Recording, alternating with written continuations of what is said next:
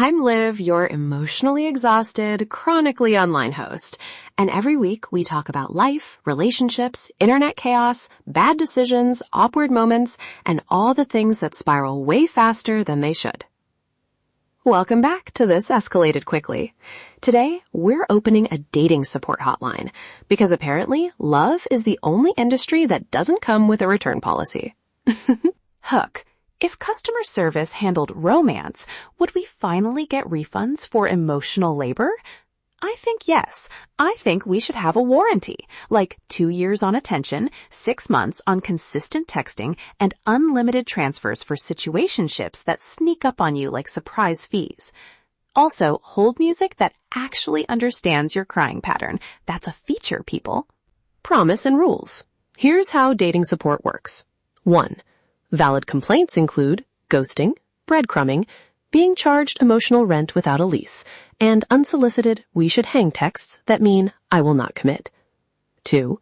We are not responsible for exes, astrology, or people who text exclusively in memes. 3. This is a safe space to laugh at your own shame. No judgment, only outrage and mock paperwork. Also, if you call about a catfish, we'll transfer you to fraud recovery and play dramatic heart music. Very dramatic. Complaint 1. The ghosting warranty. Okay, policy breakdown. Every human comes with a 14-day trial of texts. After that, silence counts as a breach of contract, unless your reason qualifies under medical emergency, accidental phone baptism, or sob story about a plant named Kevin. Exceptions are wildly generous. My funniest ghosting anecdote?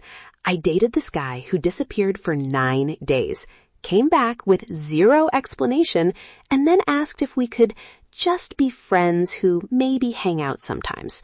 I filed a formal complaint, demanded compensation in the form of his Spotify Wrapped, and then I cried over fries because apparently food is cheaper therapy.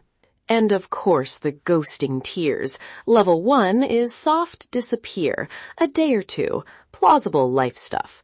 Level 2 is hard ghost, the classic unfollow, unread, and then online at 2 a.m.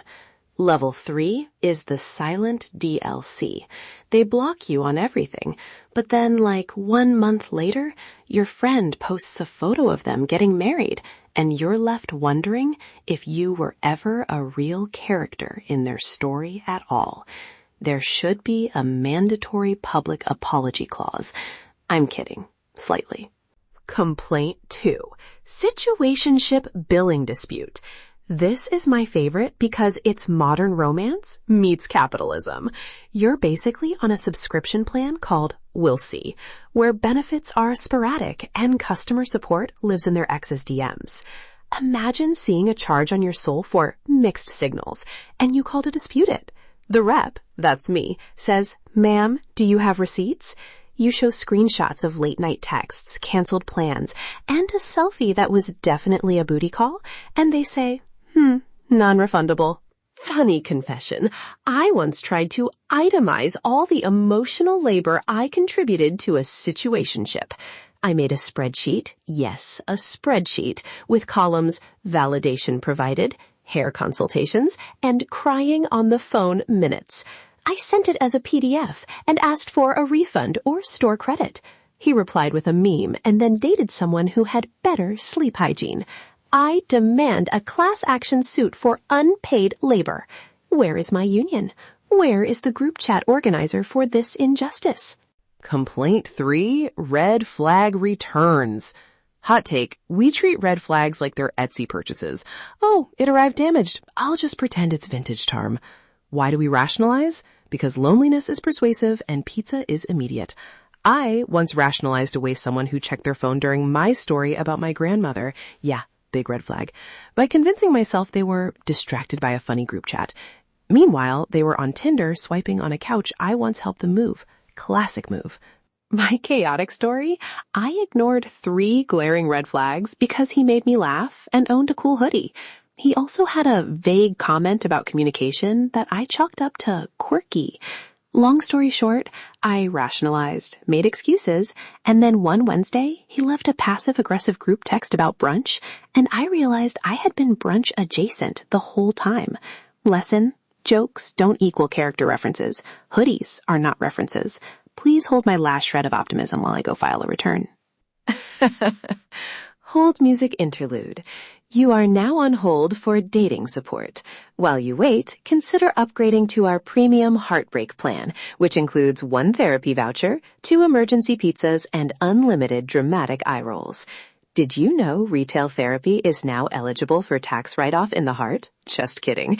But for real, if your hold time exceeds 3 minutes, you'll be automatically enrolled in our support group, Texting Trauma Anonymous. Stay on the line for a complimentary playlist called Songs That Make You Question Everything. Escalation. I want to speak to the manager. So I tried to escalate a situationship to manager level once. I requested a sit-down, formal agenda, and a PowerPoint. I even color-coded my feelings. He showed up with a sandwich, asked if we could circle back later, and then decided the appropriate follow-up was to text me a GIF of a sloth. There is no escalation path. There is only passive aggression and vague promises about future hangouts. I demanded to speak to HR. He replied with an animated sticker. Recap and hot take. Quick lessons from the hotline. 1. Set boundaries like you set your oven timer, firmly and with little mercy. 2. Receipts are your best defense. Screenshots are the new witnesses. 3. If someone treats your time as optional, refund yourself by leaving. Let them try to figure out their notification settings without you. That's self-respect, not punishment. And 4. Laugh about it later. That's the whole point. If you can't find the humor in your own chaos, you'll only cry into the refund form. If today's episode made you laugh, question humanity, or feel slightly better about your own life choices, then my job here is officially done. Please leave a review. Tell me your worst dating support complaint, and I will absolutely read the best ones on the show. Share the episode, tag a friend who needs to hear that they're allowed to cancel sketchy subscriptions to people. Next week, I'm opening HR for roommate drama. You know it's going to be chaotic.